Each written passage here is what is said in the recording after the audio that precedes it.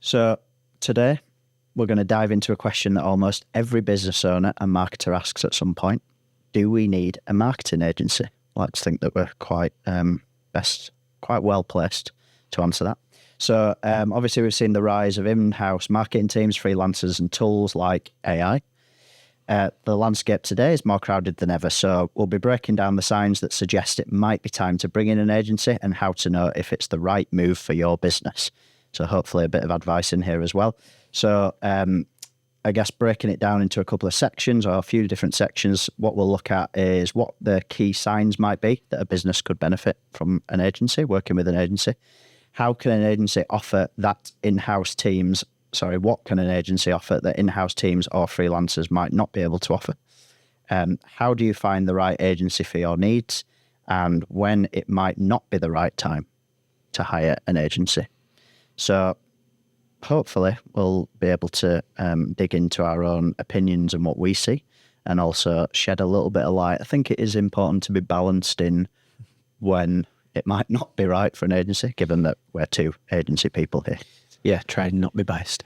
So let's kick off in order of my notes here. So key signs that your business needs a marketing agency. So we've obviously mentioned about like in-house marketing teams. Now, I don't want to divert the conversation off-piste too much, but I do think it's on topic.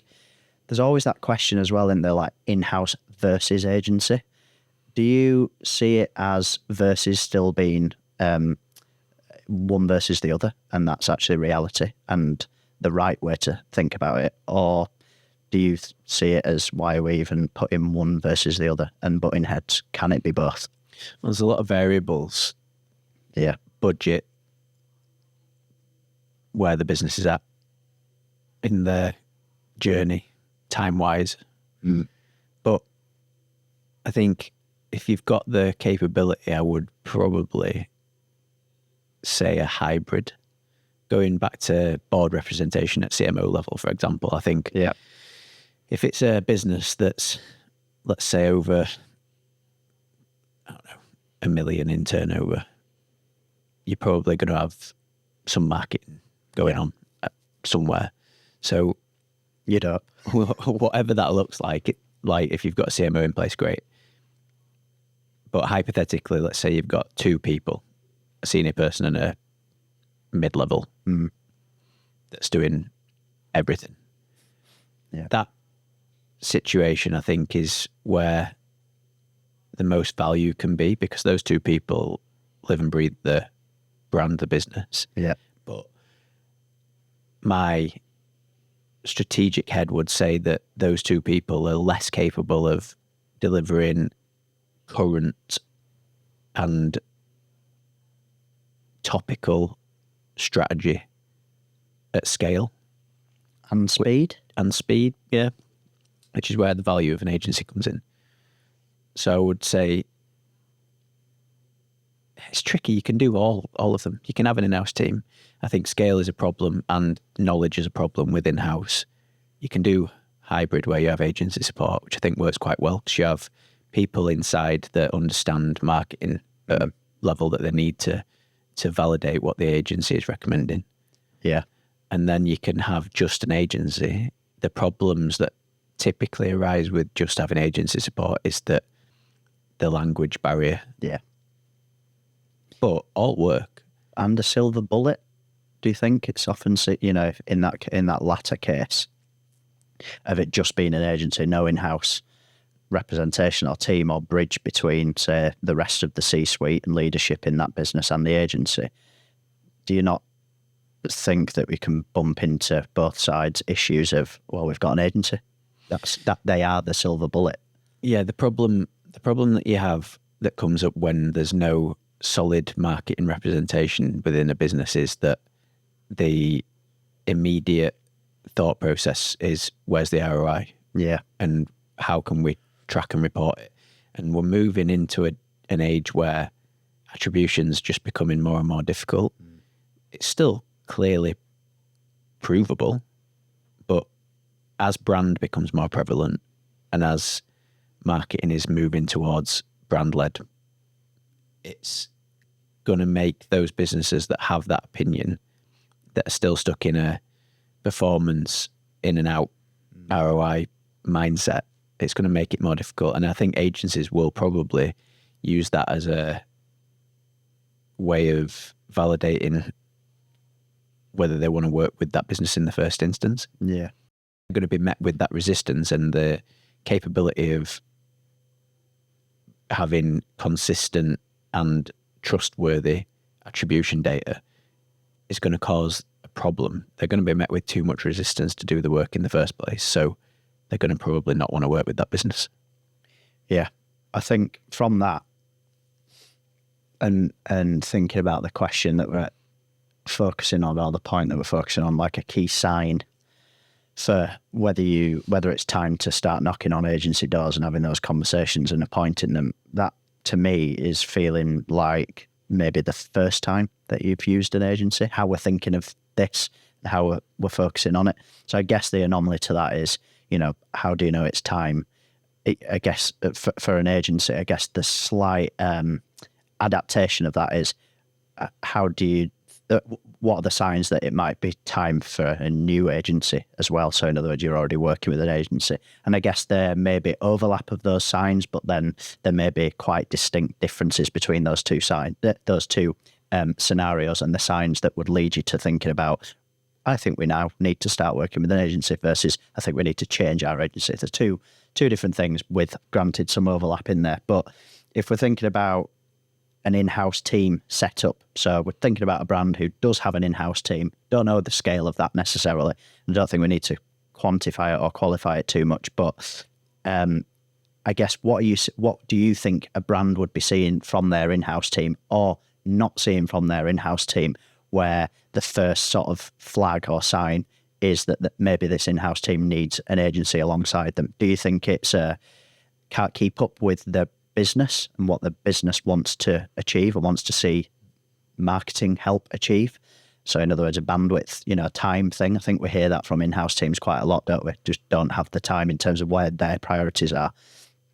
Maybe running, working campaign by campaign. But I guess from a bandwidth perspective and a time perspective, it is a big reason for people coming to knock on an agency's door, bandwidth and time with an in-house. Well, yeah, I mean, the scenario that you're mapping out there, the team is going to be spread too thin immediately, and they're probably going to be getting pressure to deliver across everything. So they'll be looking after social, paid, SEO, depending on how capable that team is. They'll be absolutely, they'll just be doing a little bit of everything and seeing what sticks. And now that business is pushing for scale, there's two things that an agency would be able to provide there, which would be strategic direction. So where is our money going to be best spent and our time going to be best spent? And then there's also the capability of scale. Like, yes, you can hire, but also what you've got to do is, and if you're in housing, is have the capability at a very senior level to hire the right people from a skill set perspective. Agencies do that very well because they have that capability. So there's that. And then you've got immediate access to people that are literally tasked with making sure that they know every nut and bolt of what they do on a daily basis. And it is daily. Yeah. Getting that in-house, you almost, holy grail of building an in-house team is building your own agency in-house. I was just about to ask you about that. And we see that.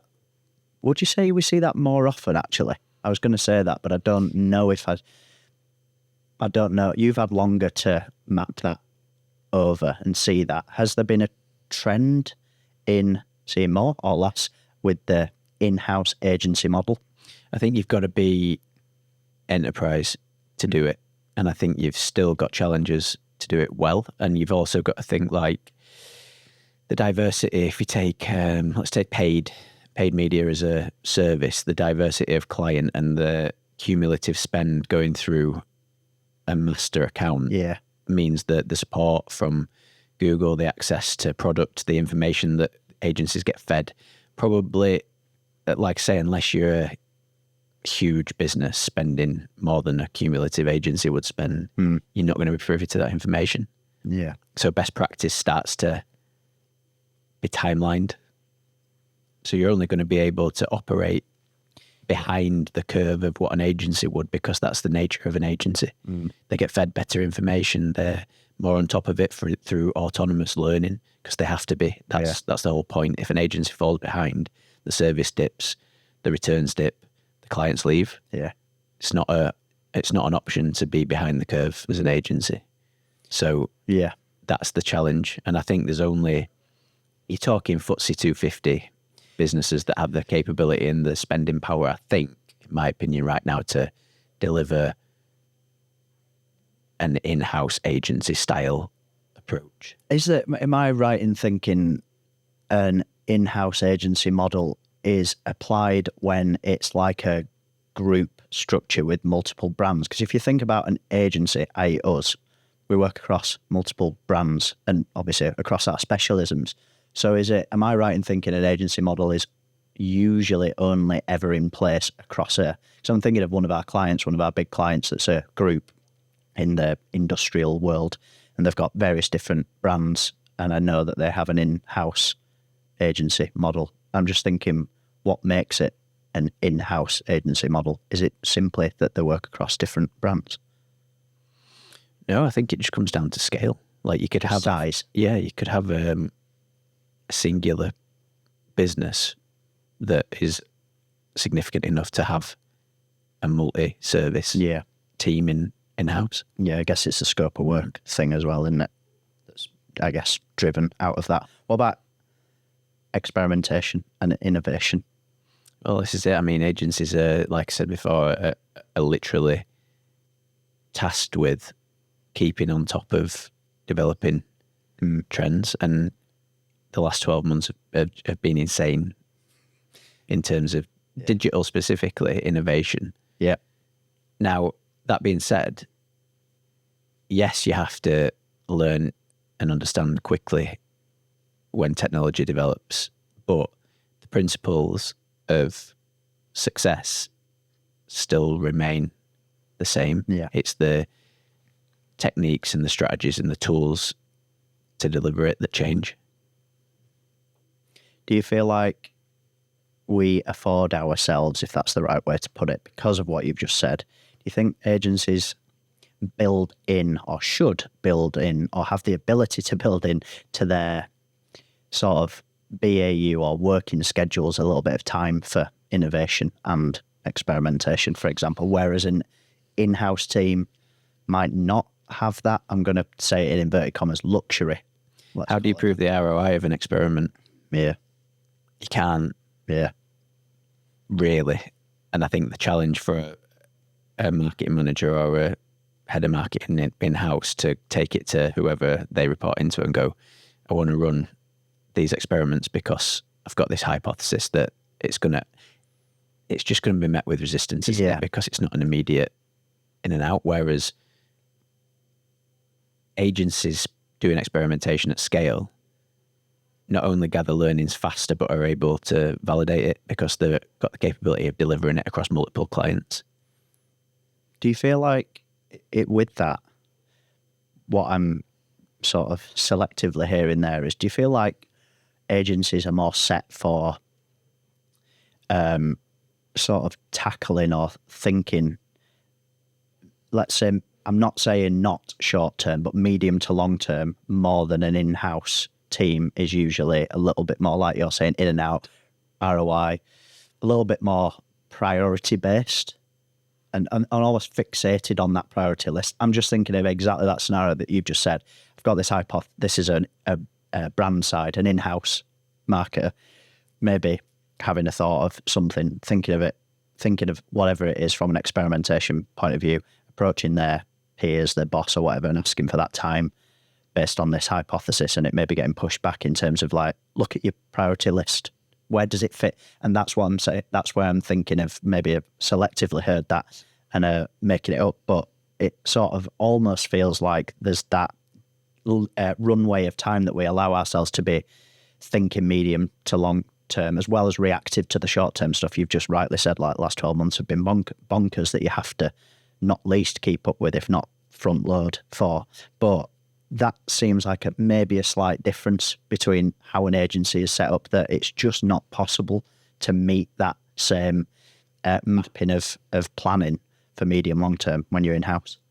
Yeah, because you'll have your marketing calendar, won't you? And you've got, like, take seasonal business, for example. Your 12-month period is taken at like a clothing brand. It's going to have at least 4 seasons. Then you've got sale drops. Then you've got new lines. Then you've got new products. Then you've got. It's just like you have to honour it each time as well, don't you? There's not really the give. No, and it's never a priority. But don't get me wrong. Obviously, us working with a clothing brand, us, when I say us, agencies working with a clothing brand, we also have to meet the calendar. No, 100%, yeah.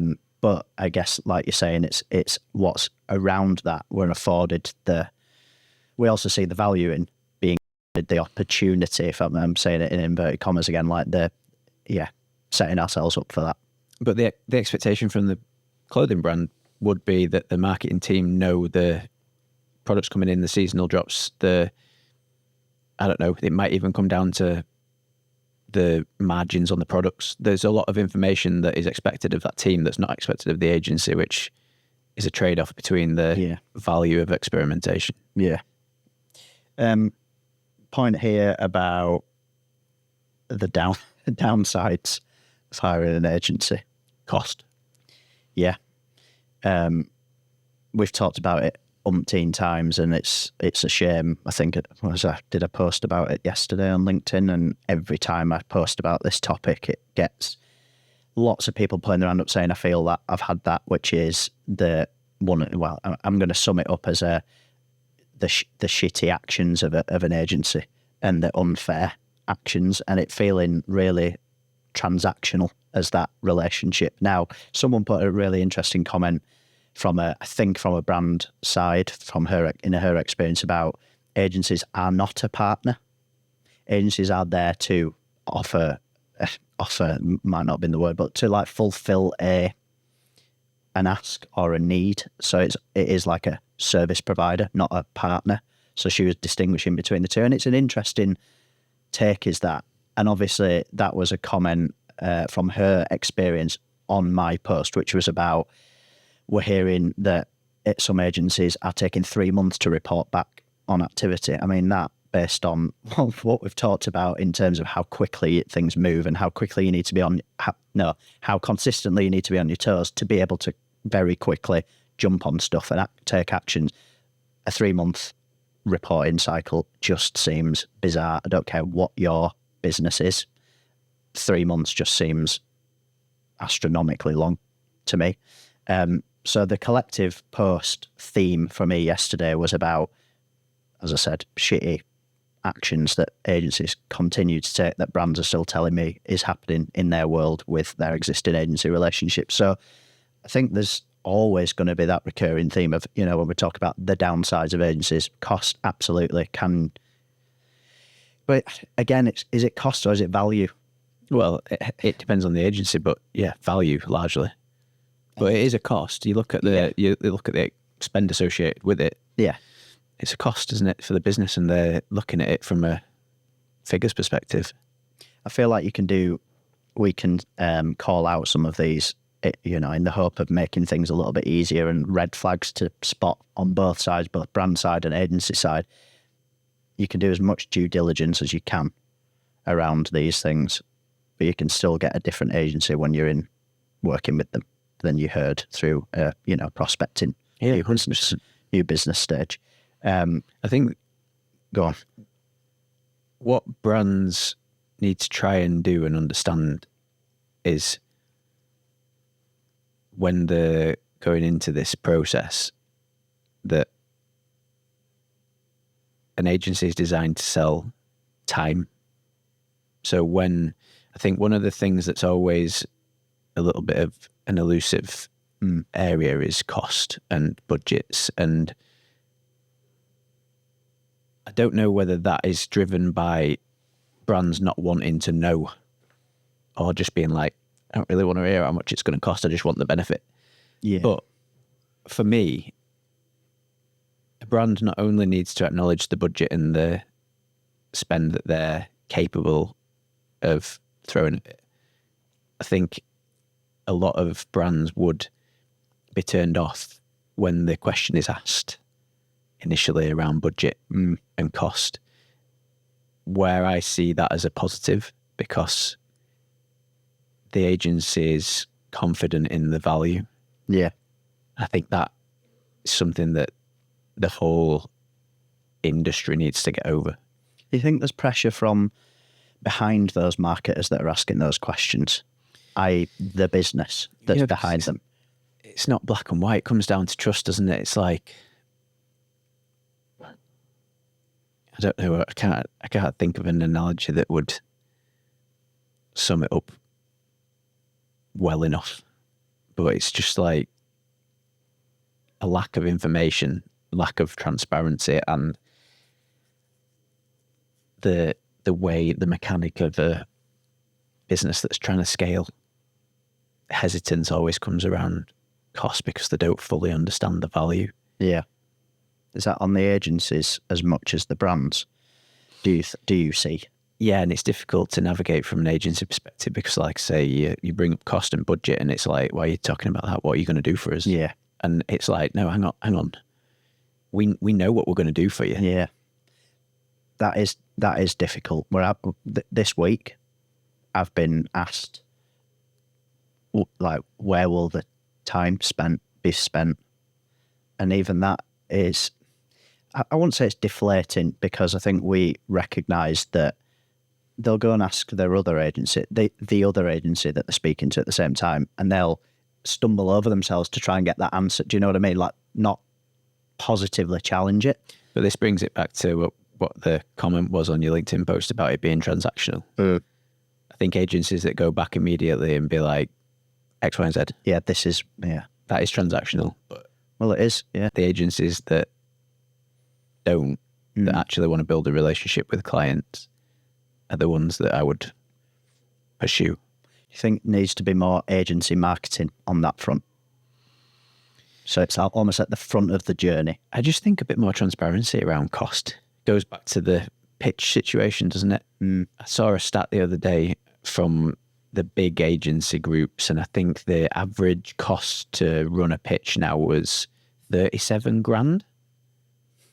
I think that was, don't quote me, and I can't find the source to validate that, but I'm pretty sure it was 37 grand, because I remember staring at it and going, and I think we're at about 8 at the moment, roughly average. Yeah. At 8 grand it costs. Yeah. Maybe a bit more if it's a bigger pitch. And that's even before we've billed them anything. So it's a little bit of a sore point, but I think there needs to be a better bridge between that and a bit more transparency around it. And like, I don't know how best to contextualize it. You look at the amount of people that on average probably work on an account. If we've got a multi-service client that's across all services, you're probably talking 15 people. Yeah. How much would it cost you to employ 15 people? Not only is that a cost, but also then how are you going to truly know that the efficacy of that team is going to match the efficacy of an agency? I would bet quite a lot of money on the fact that the outcome, if you were to try and hire the same, would be much less valuable than an agency. And I think this is the conversation that needs to come out more and more. Yeah. I mean, I think I know that we've, I'll keep using the phrase, positively challenged, and we'll continue to positively challenge, because ultimately it's also another way of us qualifying a brand as fit for us as well. I know it's important, dual aspect of that. So it's important from the brand to feel like an agency is going to be a good fit, but do not get me wrong, we absolutely flip that from an agency's side of things, and we walk away. Would you say we walk away from the same amount, if not maybe more, than we would pursue, continue with? I think we do a good job of identifying a lot sooner if we're pushing water up an hill. Yeah. But equally, the scrappy side of me wants to change that brand's mind. I know, so spend a bit of time. So it's really tricky to actually like qualify it out. Yeah. But I think, I mean, we've hopefully will continue to as well, but we've got ourselves into a real comfort zone with our our qualification of like pushing someone away for obviously the right reasons in the right way, as I said, positively challenging them through that process. But we've definitely had that conversation about trying to shed a spotlight, exactly how you just described, a sizable team with the expertise that they've got across the tools that they use, with the in the industries and the insights that they're pulling cross industry as well. You can try that narrative and try to bang that drum. I don't mean it that we've exhausted that, because ultimately, if it's falling on deaf ears, probably the wrong fit for us. And I think we do a really good job. But I think it is worth flagging that, and I'm sure lots of brands know this, but any that might be listening, we have our own pretty strict qualification process in reverse of what the brands might have for agencies, because it has to fit like that. It's that old. That's another signal though, isn't it? Well, yeah. It's grabbing how to select the right agency. Yeah. Well, what are they asking you? Yeah. Are they asking you any questions? Well, yeah. I mean, this is only a recent example that's come to mind, and it took me back, but it knocked me back in a really positive way, but just a very specific example. And again, she probably didn't realise that her response to me has just made me even more eager to work with them as a right fit. We're exploring a dev opportunity with someone, and one of the first questions I asked was about contract values for them. They're B2B, like average contract values, target contract values, if different to your current average contract values, basically to frame their commercial model in our thinking, even from a dev perspective, but, wider conversations about marketing if they come to it. But ultimately, to get an understanding of the commercial model just in black and white, but also to start using that as a consideration in our thinking from a dev perspective for this project. And her response was, amazing question, love it, in capitals. And that just, it was like a really positive, but like a shit, yeah, that's telling me that not everyone's asking.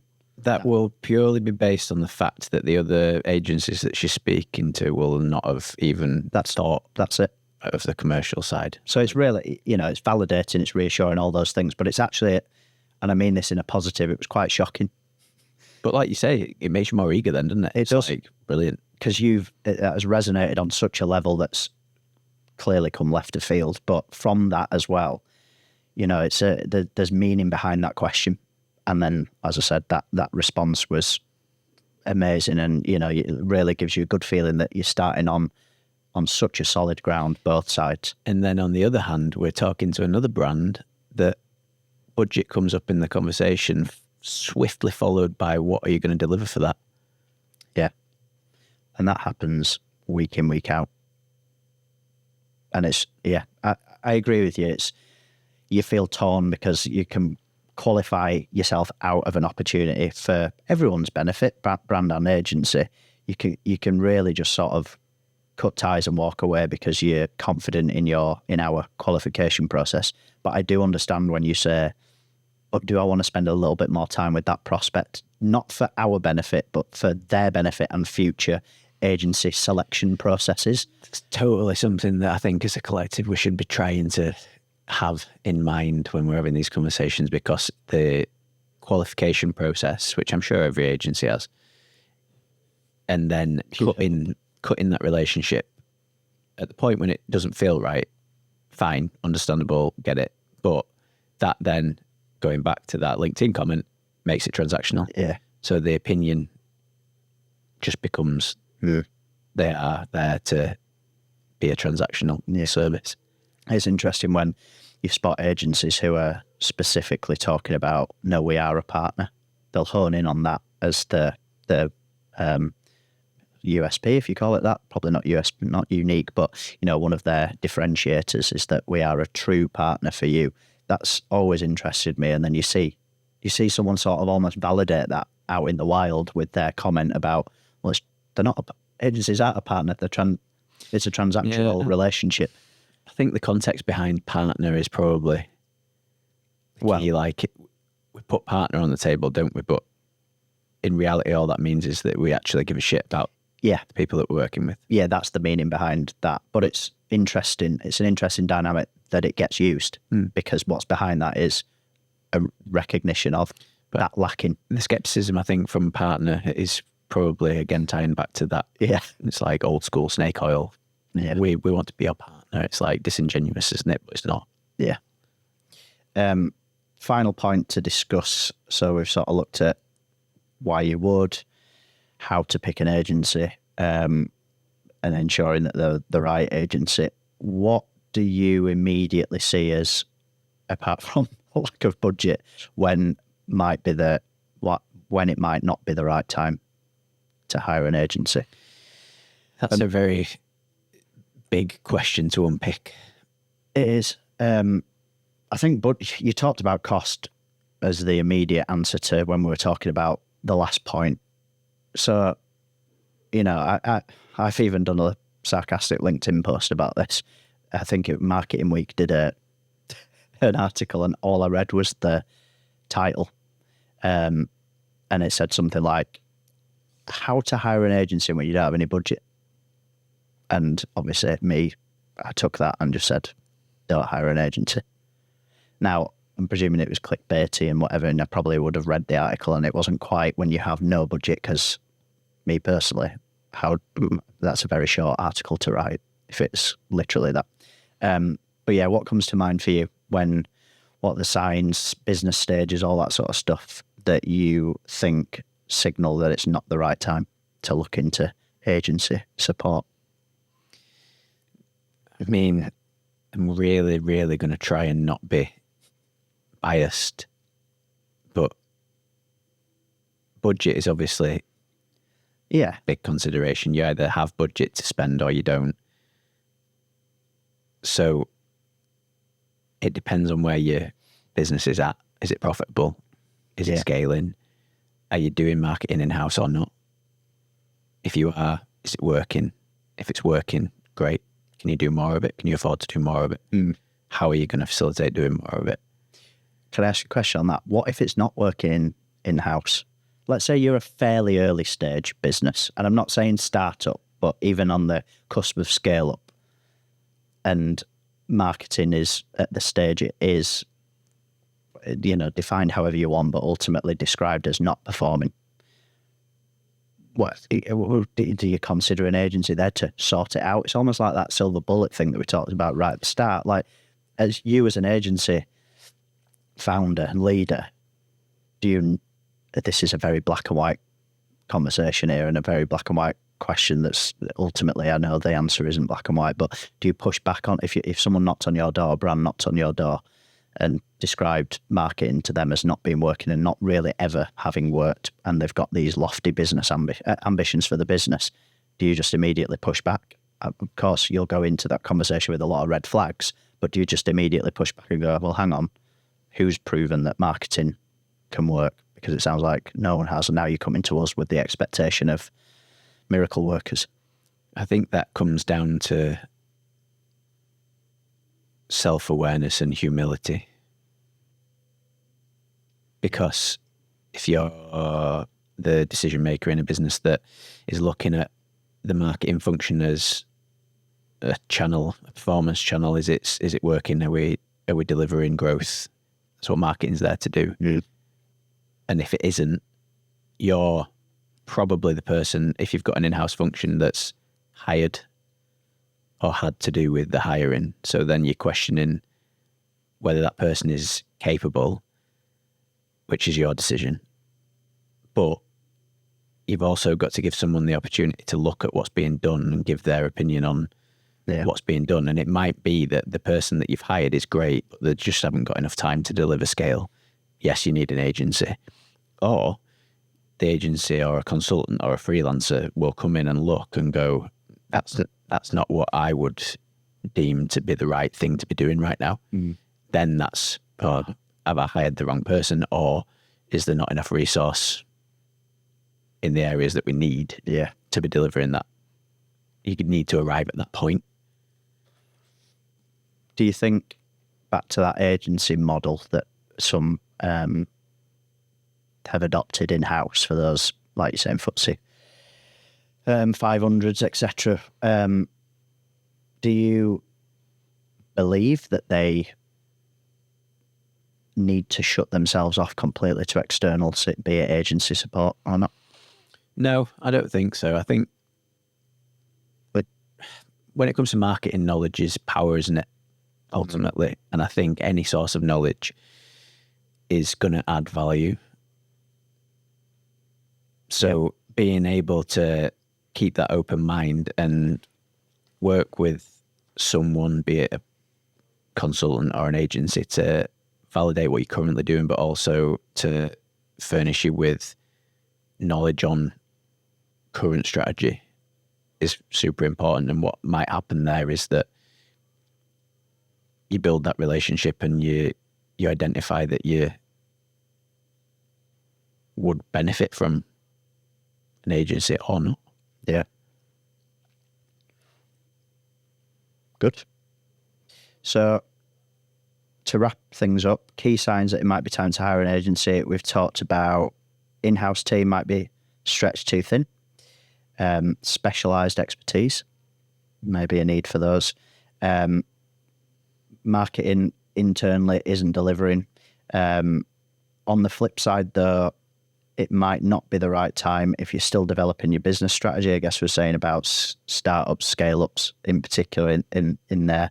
And then we obviously talked about that in-house team and the agency model. So hopefully it's helped people get a better understanding the role that agencies can play in business growth. I think what you were saying there about delivering marketing growth from a marketing agency perspective is key there.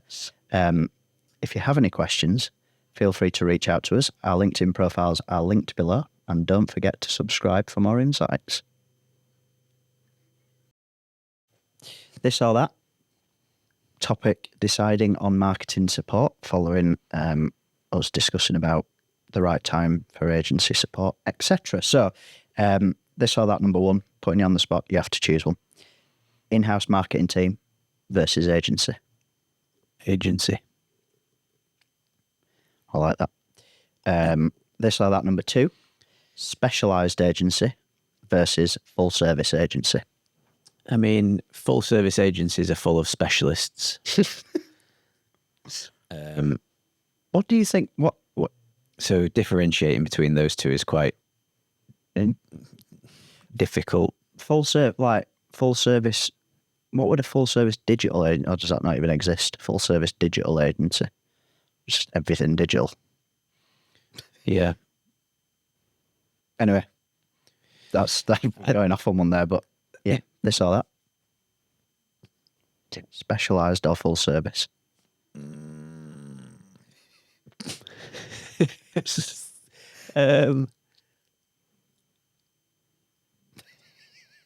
If I had to pick one,